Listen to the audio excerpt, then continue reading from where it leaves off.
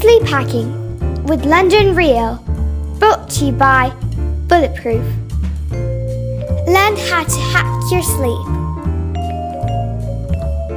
So you kind of drew the roadmap of what not to do, pretty much exactly. Having done everything you're supposed to do. Right. Until I ultimately made the same decision as he did, which was I'm going to go to the press. Okay. Knowing that in his case, I remained in the United States. Look what happened to me. He knew, given the nature of my case as well as the others, that he would have to leave the United States, have any hope of securing his own freedom, let alone providing the information he needed to get to the journalists and reporters that he already selected ahead of time. I mean, this is becoming, it's really important. This has become a really dangerous development in the United States history and for the world, that anybody who dares speak up about what's going on inside the government, particularly when the government is engaged, in this case, massive surveillance, state-sponsored surveillance, and all kinds of fraud, waste, and abuse, and redistributing massive amounts of money to support the national security, which I've said has become the new state religion. If you dare question that, if you dare question authority, we're going to come after you.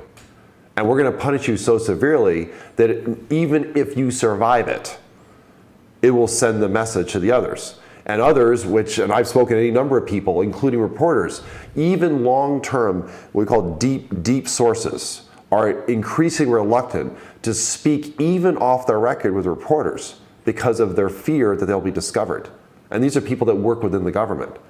I mean, I have to take extraordinary precautions myself in terms of security. And even with my own very significant technical background, to even begin to have communication with a reporter, knowing about the secret surveillance program, the very secret surveillance programs we're finding out in extraordinary detail from all the Snowden disclosures, how far they have actually metastasized what I was eyewitness to at the very beginning, the foundation for all of the secret surveillance that took place in the intervening 12 years. So 12 years later, Snowden has essentially the full documentation of just how far this surveillance apparatus has gone, not just in the United States, but in partnership with the Five Eyes community, particularly with GCHQ and the United Kingdom, but as well as the mass surveillance that it's conducting against other countries and completely innocent citizens. And the nature of the surveillance state is such that anything is suspicious. And by definition, you're always looking for suspicion-full activity. And so you end up in the pathology of surveillance. You're always looking for more information. You're always looking for more data.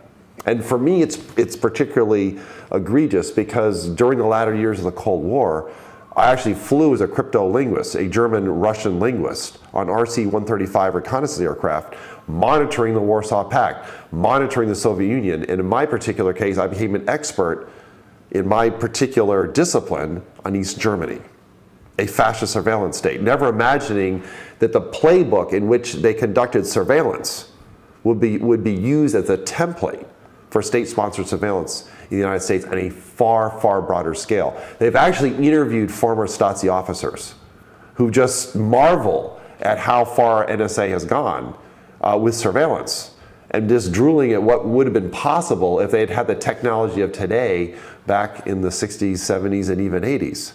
And yet they developed an extraordinarily efficient, monstrously efficient mechanism to collect all this information, paper-based, indexed, but they pretty much had records on everybody within that country.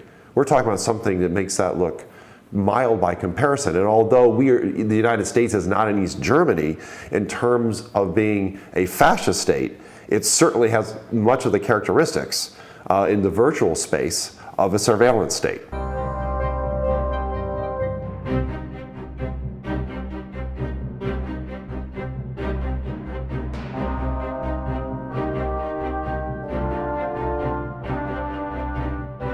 This week on London Real, we have astrophysicist Neil deGrasse Tyson.